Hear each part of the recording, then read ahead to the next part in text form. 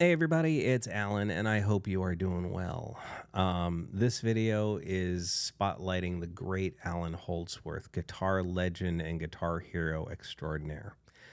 Huge influence on the likes of Steve Lukather, Steve Vai, and of course the great Eddie Van Halen. I want to listen to the song "The Fifth."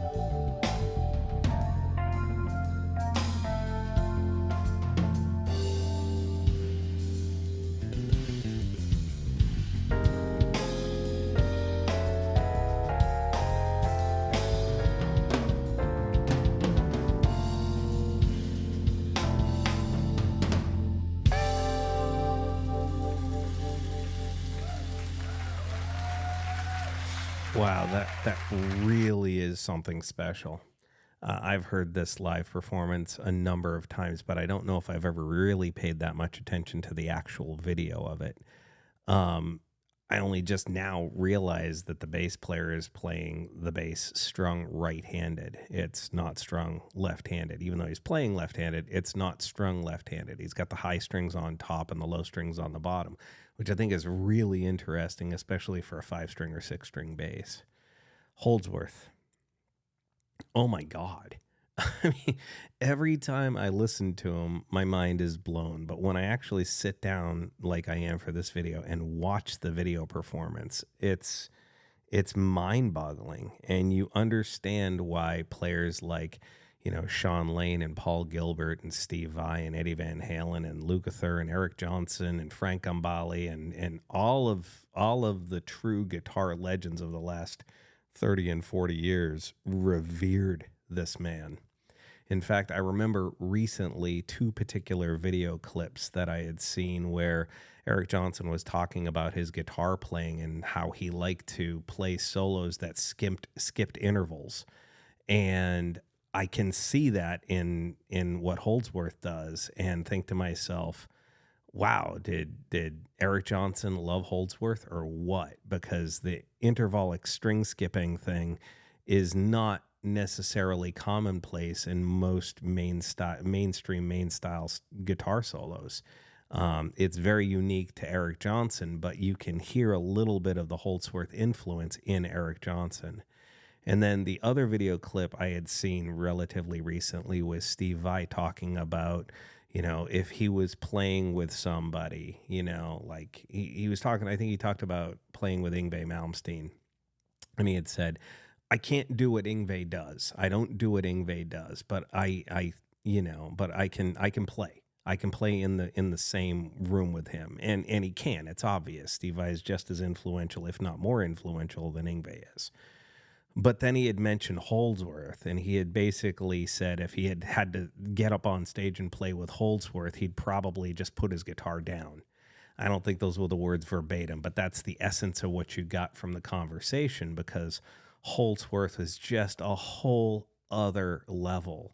And if you go onto YouTube and you look at interviews with guitar players mentioning Allan Holdsworth, the reverence that they hold this man in such high regard is just undeniable. That his impact and his flavorful guitar playing is just next level, to the point where everybody that knows anything will point out the fact that part of the Hot for Teacher guitar solo is almost verbatim ripped off by, it's Eddie Van Halen taking one of Holdsworth guitar solos and basically doing a tribute to it in the middle of the Hot for Teacher guitar solo.